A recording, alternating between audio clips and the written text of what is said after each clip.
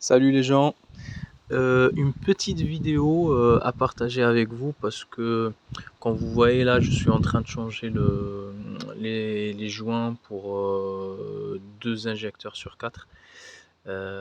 J'ai profité en même temps pour enlever le collecteur d'admission, tout nettoyer tout ça, mais bon bref, ça c'est pas notre sujet. Pour ça vous allez trouver énormément de vidéos d'ailleurs qui m'ont beaucoup aidé pour faire ce travail.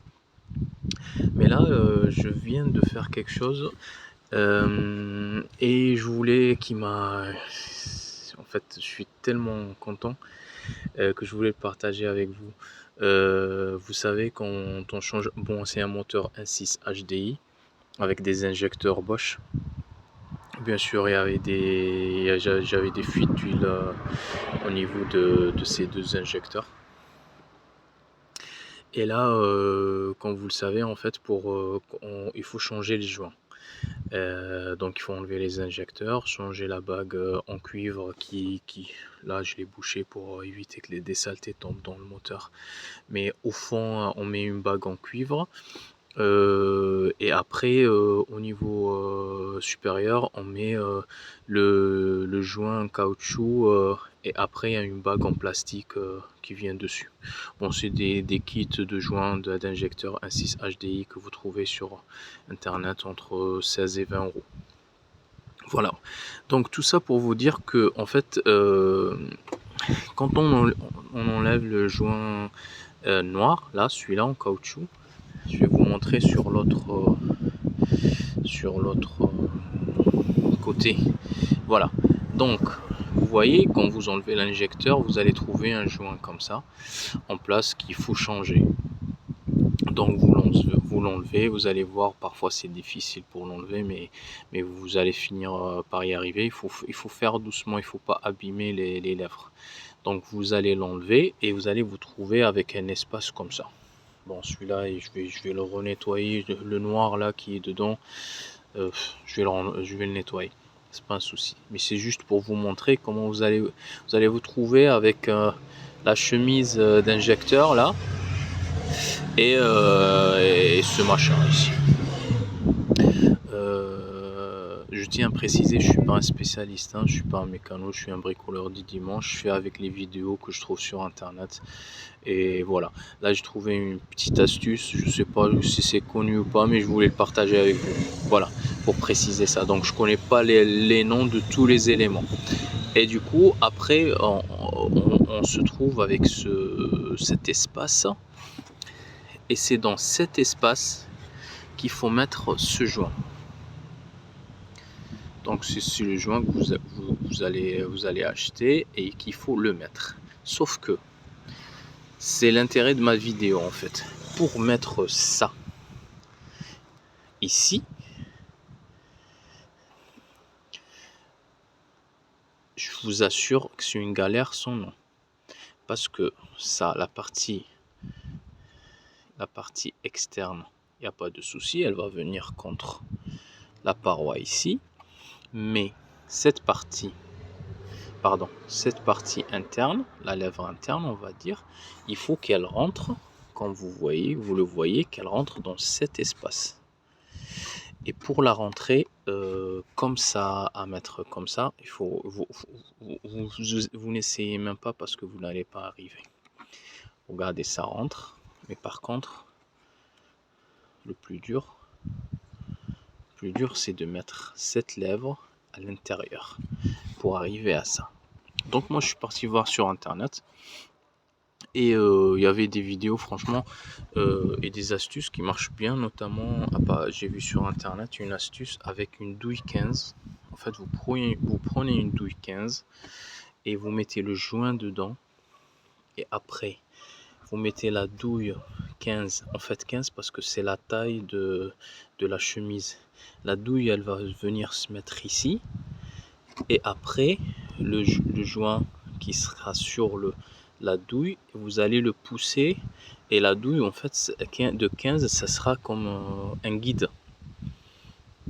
Ça sera comme un guide et ça va empêcher cette lèvre intérieure de passer ici, mais elle va la guider pour rentrer directement ici. pour obtenir ça. Bon, voilà, j'en parle parce que mais il y a des messages, c'est une astuce que j'ai trouvée sur une vidéo. Si l'outil que je vais vous montrer, vous ne l'avez pas, vous pouvez utiliser cette astuce. Alors, moi ce que j'ai trouvé, j'avais acheté ça. Ça en fait c'est un kit qu'on achète, il n'y a pas tous les éléments, mais moi j'en ai besoin de ça. Et en fait on l'achète pour... Attendez, je vais allumer la lumière.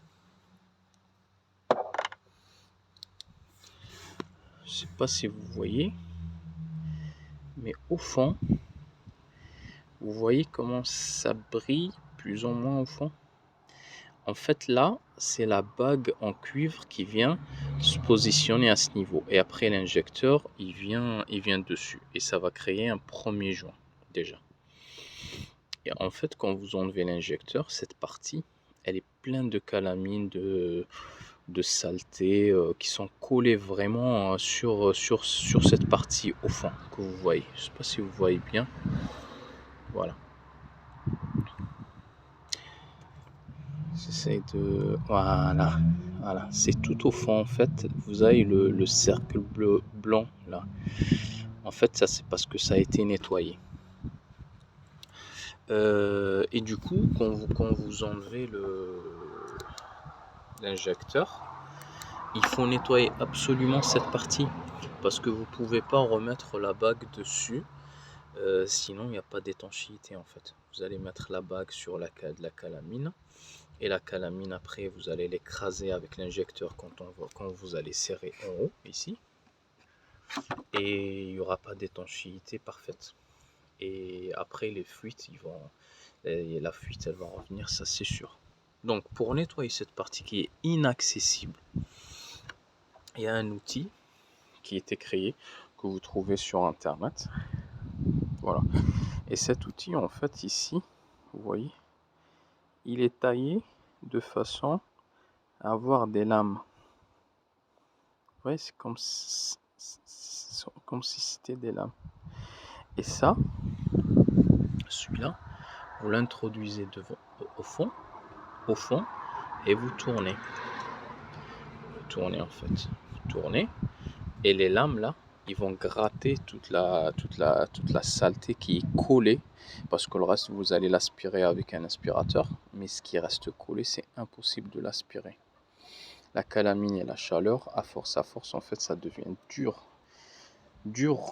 et c'est impossible de le récupérer. Et dur et collé surtout sur les parois, partout sur la chemise, et c'est dur de le récupérer avec un aspirateur. Donc avec le grattoir, ça vous grattez pour tout enlever comme ça.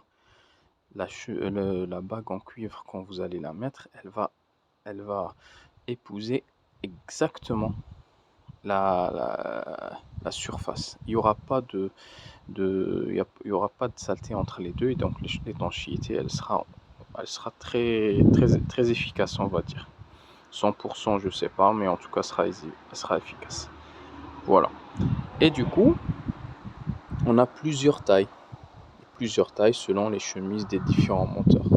C'est une valise qui contient, moi la mienne, je l'ai achetée sur internet pour une trentaine d'euros je pense. Elle contient 5 tailles, je pense, de mémoire. En tout cas, il y a 5 grattoirs comme ça, de tailles différentes. Et du coup,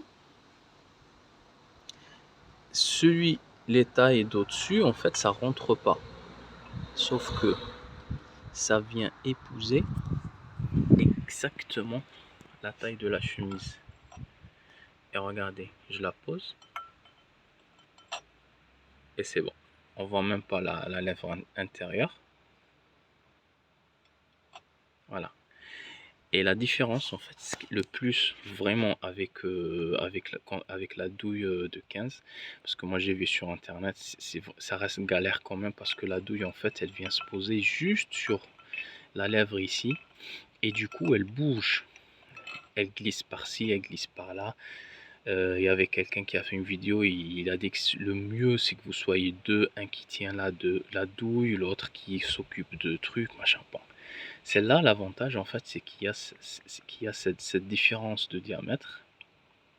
c'est 17-21. Il y a cette différence de diamètre, et en fait, ça va rentrer, et l'autre, il va venir épuiser exactement la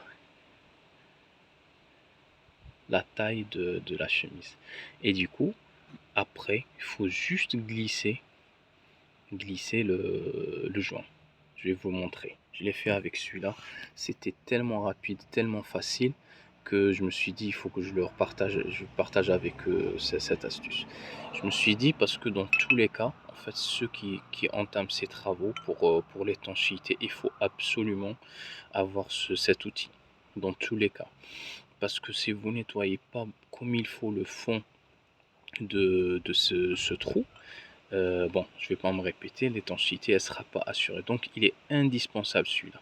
Donc je me suis dit dans tous les cas, ceux qui vont faire, on va dire, un bon travail, ils vont en avoir cet outil. Donc il faut en parler qu'on peut peut-être que j'ai trouvé cette astuce pour l'utiliser autrement. Voilà. Donc je vais couper, je vais mettre le joint sur le grattoir, cette douille là, espèce de douille, je reviens. Voilà, je reviens. Regardez comment c'est magique. En fait, j'ai rentré le joint. Je sais pas si vous voyez bien. J'ai pas mis d'huile, j'ai rien mis, hein. Pas de lubrifiant, rien du tout. Ça rentre tout seul. Et en fait, vous voyez comment. Attendez. Voilà. Regardez comment c'est. Ok? Et il va venir comme ça en fait. Vous voyez. Et là, qu'est-ce que je vais faire? Je vais prendre ça. Je vais le rentrer comme ça. Et je pousse. Voilà. Regardez. Je nettoie cette saleté ici, je reviens. Voilà, je reviens. Donc ça, c'est bon, c'est nettoyé. Ok, c'est l'emplacement du joint. C'est nettoyé, c'est propre. Donc, je prends mon outil. Je le mets dedans. Voilà, la différence avec la douille, c'est qu'il tient tout seul. Voilà. Je prends. Bon, moi je fais avec, on fait avec ce qu'on a. En fait, moi j'ai pris un pinceau. En fait, c'est juste parce que c'est en plastique. Il faut pousser le joint avec un outil en plastique qui soit pas tranchant et surtout pas avec un outil métallique. Sinon, vous allez abîmer le joint. Vous n'allez pas le voir. Et après, bonjour les fuites. Parce que à l'œil nu, vous n'allez même pas vous rendre compte. Mais il y a tellement de pression, c'est tellement. Vous prenez beaucoup de risques si vous utilisez un outil métallique. Et même un outil plastique, en fait, il faut faire doucement. Et vous allez voir, je vais pouvoir le faire même en filmant. Ça, si vous allez voir des vidéos sur internet, la galère. Et quand vous voyez la facilité que je le fais avec une seule main en filmant, c'est quand même autre chose. Hein. J'arrive, juste parce que ça bouge. Je sais pas si vous voyez bien. Voilà. Regardez comment c'est facile. Je pousse, c'est un régal. Je pousse. Voilà, c'est rentré. Oui, je pousse. Vous poussez partout, comme ça. Oui, cette partie là, je vais la pousser. Voilà. Mon outil improvisé, il est un peu épais. Donc, et regardez comment c'est magique. Avec une seule main. Ce joint, si vous avez déjà l'habitude de faire des injecteurs sur le 1.6 HDI, vous connaissez déjà la galère. Vous savez qu'est-ce que ça veut dire pour mettre ce joint. Et si c'est votre première fois, vous allez voir des vidéos en fait qui font des vidéos mises sur internet juste pour montrer comment mettre le joint avec différentes astuces. Moi, je pense que j'ai pas encore vu quelqu'un mettre le joint des injecteurs sur le N6 HDI avec une main et en filmant avec l'autre. Ou je suis pas tombé sur les vidéos, sur des vidéos de ce genre. Voilà. Là, je pousse en fait pour qu'il rentre correctement. Il est déjà entré, hein. C'est juste au cas où. Et faut toujours avoir à l'esprit que c'est un joint en plastique qui est censé assurer l'étanchéité. Donc il faut pas l'agresser, il faut faire doucement. Ok. Voilà, on fait doucement. Et voilà. Il est dedans. Voilà les gars. Les amis. Voilà. Ils sont dedans. J'ai changé que les deux parce que bon, les autres ils fuient pas. Voilà.